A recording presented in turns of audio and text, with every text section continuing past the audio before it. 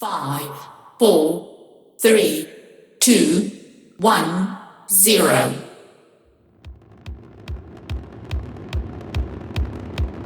You're listening to Cosmo Sapiens with the Galaxiscal and Space Ace. We're partnering with the Association of Commercial Space Professionals, or ACSP, to promote their upcoming Space Regulatory Bootcamp, March 4th, Albuquerque, New Mexico. Hey everybody, this is Ubaldo Simonetti, Space Ace from Cosmo Sapiens, and today we're back talking more about the ACSP Space Regulatory Bootcamp that's coming up in just a couple of weeks from the time of this recording in Albuquerque, New Mexico. And so we're really excited to be talking to Lauren Ayers. Lauren, how are you? I'm doing well. How are you? Doing great. Thanks for being here. To tell us about you, your background, like how did you get into this, and how did you get connected to the boot camp? Yeah, so it's kind of an interesting story. So taking a quick step back, my name is obviously, as you said, Lauren Ayers. I'm the president and founder of Ayers and Associates LLC. But before I developed my own company, I spent about 15 years with the Department of Defense. I was a warranted, unlimited warrant holding contracting officer, which essentially means my signature can sign anything as long as we have funding, which is kind of a fun thing to be able to say. But I worked specifically in major weapon systems, buying Navy ships, so surface combatants, DDG 1000, which is the Zumwalt class, DDG 51, which is the Arleigh Burke, and then LCS, Littoral Combat Ship. So I spent about 15 years with the Navy, took a tour at the Pentagon, and after about 2 years at the Pentagon, realized that I wanted to, frankly, help a broader scope of the industry. Then, the Navy was fantastic, but I realized there's really a need for communicating between the government and industry to government. And so that was really the genesis of my desire to start my own company. I realized that there's a great need for the small and medium-sized businesses, those that are not traditional defense contractors or have never worked with NASA before. And it really is a language. So I'm trying to be that connective tissue between those folks who haven't ever spoken that language before, may not know that it's a different language, and how do we really just make it successful across the industrial base? Yeah, that's amazing. And so tell me a little bit about your perspective on the space industry, where we're at right now and why, why the importance of what it is that you're doing and the Space Regulatory Bootcamp and ACSP. Why is it so important right now? Yeah, so I think it's something that I didn't realize. Obviously, working with the DoD and working specifically with the Navy, space wasn't really considered a strategic domain for me. It wasn't really something that when I was inside the DoD that I really paid attention to. But I think in the last 5 years, with SpaceX and kind of what we've seen with this attempt at democratizing space is really a response, frankly, to the threat environment that's happening with our near-peer adversaries. So when I put my DoD helmet back on, and you look at what's actually happening in the space sector, I think there was, one of our satellites got destroyed, right? Now there's space debris kind of floating out there. And if we look at it as a strategic threat, which really is what DoD is looking at, they're trying to figure out how do we get back into a space that, when I was in middle school, we kind of exited, right?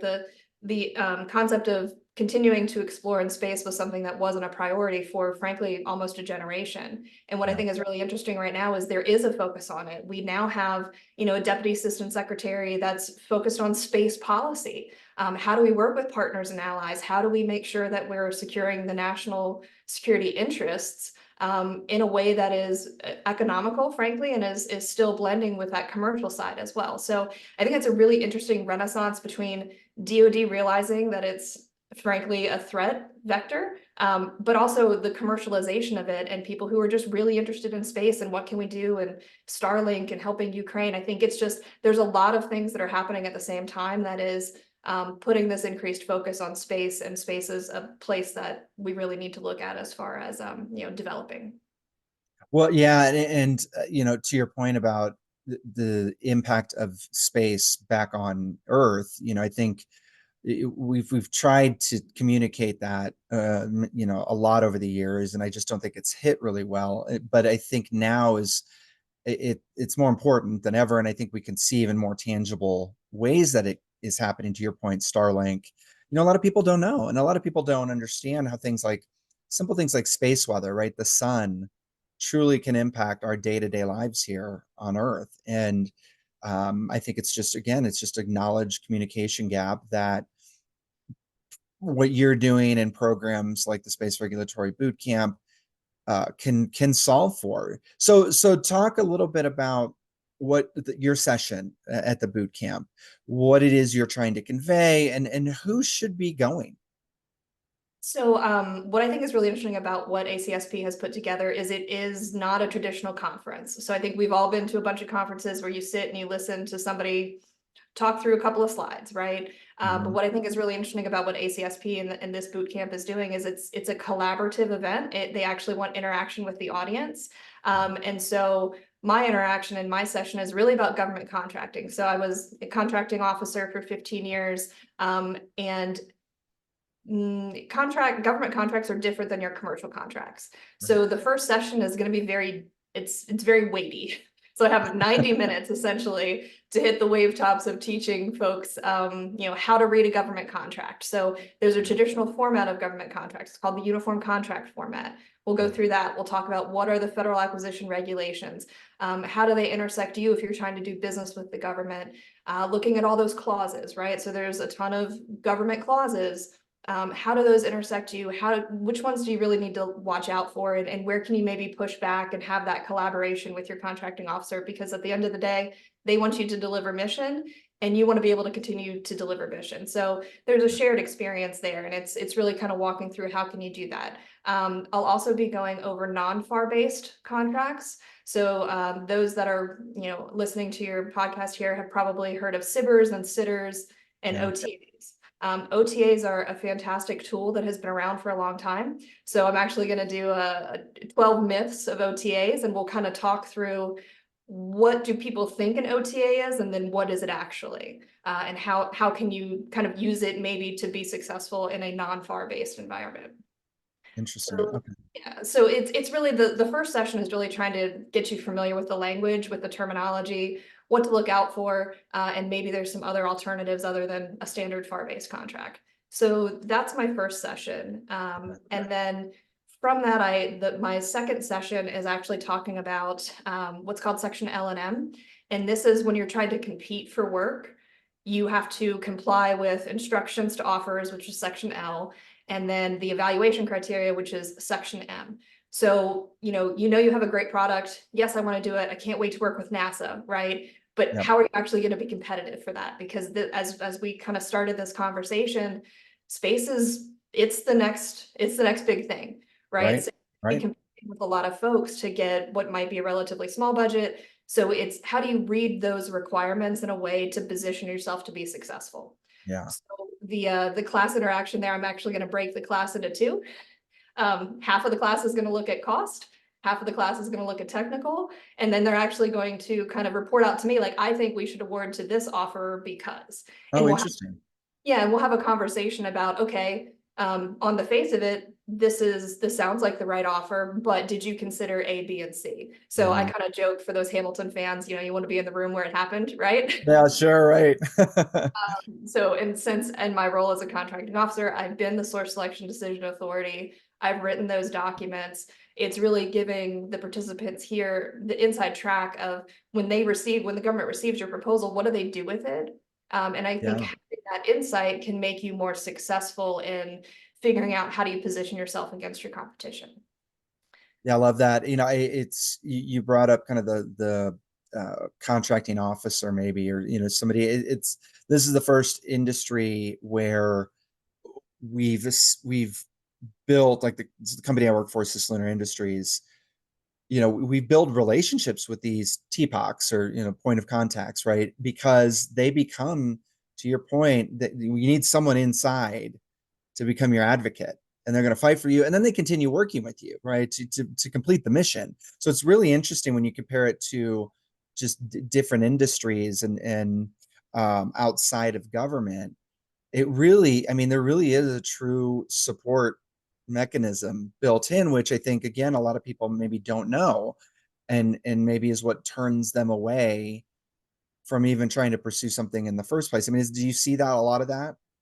Absolutely. I think, where we started the 90-minute block, which is going to be very meaty, part of that is because there is so much structure built around winning and then executing a government contract. So again, Mhm. it's not just, okay, I read the statement of work, I can launch satellites and do satellites as a service. But it's, okay, so how do you package it? How do you get it to, the Space Force? How do you make sure that your contract data requirements lists are done correctly? How do you get paid? I mean, it's kind of the nuts and bolts that you do have in commercial contracts, but there's so many other nuances with government contracting that it's really just trying to lay the groundwork. It's not going to answer all the questions. Like, there's absolutely no way to do that, but Sure. it's trying to give the participants the tools they need to, if they still have a question, then they know where to go. Maybe they have an opportunity to reach out and do their own research, or they have a bit of a framework for building that relationship.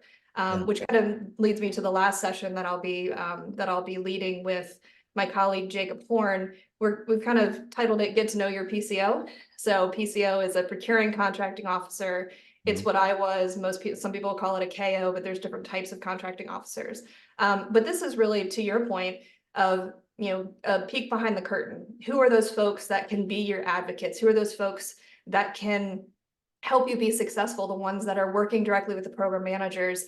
And it's how are we trained as a contracting officer? What does it mean to be a contracting officer? What risks do contracting officers face? How can they push back? How can you push back? And how can you just build a collaborative relationship with them? Yeah. So that's the last session, which it's kind of weird when you think about the timing of it. It's, I'll get up there for the first session, be like, hi, I'm going to teach you all about being contracting government contracts. And then the last session, I'll tell you why you should listen to me. But Totally. it works, the flow works for the day. Yeah. I'm really excited to share that knowledge and just help people understand that there is a way to be successful. And there are resources out there to help you, as you said, deliver mission. So who should be in the room for this session? Well, I would say anybody who wants to do business in any of these spaces. So it's Yeah. because it's not just, my background obviously is DoD, but the tools and techniques that I used as a DoD contracting officer will apply whether you want to work for NASA or you want to do something with DIU. So really the folks that are trying to figure out where do you position yourself. So whether that's the business development folks, excuse me, or it's, your marketing folks, or if you're the one, if you're a 1 or a 5-person shop, and you Yeah. have to read a contract and know what your requirements are, that's who should be in the room. So it's really just trying to give whoever is interested in doing this business in this space with the government the Yeah. tools they need to be successful and to figure out how to. I'm not quite a Rosetta Stone. Maybe I'm like the Duolingo version of There you go. Yeah. Yeah. Oh, that's helping great. you Yeah. language. Yeah, because again, it's just hitting the wave tops. Even with a 90-minute session to cover that, we Yeah. will have a class exercise in the middle of that. We'll walk through RFPs. We'll talk about where the risks are. But it really is just kind of scratching the surface to give those that are in the room the tools to figure out how can they be successful. Yeah. I mean, there's so many acronyms. It's insane. I know. Well, so I almost put an appendix in one of my slide decks of all the acronyms, and I'm like, I wouldn't even begin There's to no cover. room. There's really not. There's really. Yeah. So instead, there's a bunch of links to the FAR and the DFARs and all that other stuff. Yeah. Yeah. Oh man.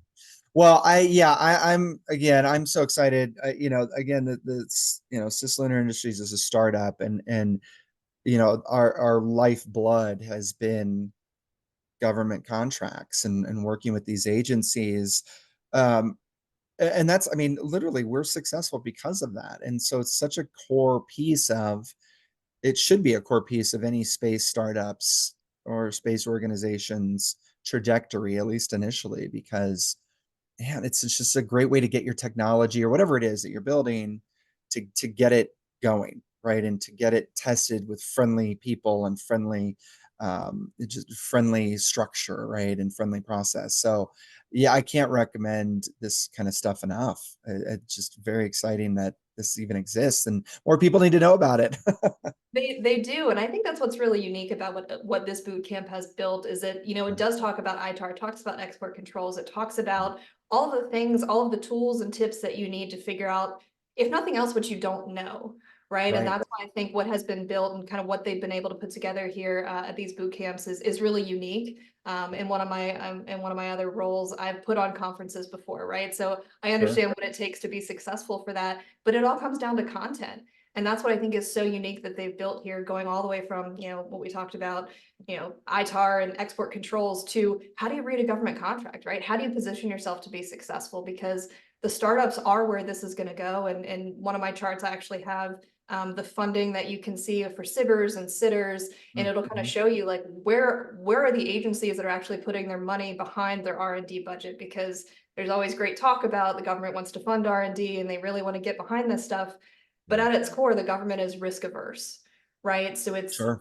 it's how do you find those champions? And frankly, a lot of them probably are going to be in the Space Force.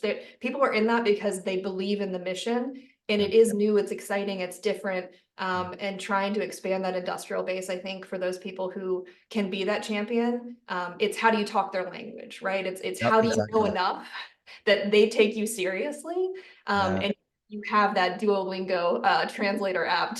Yeah, it's a big deal.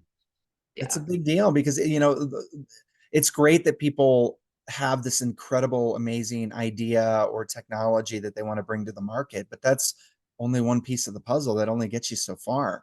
And these partnerships, particularly in the space industry, are critical. And if you don't know how to navigate that, then it'll be a tough mountain to climb for sure.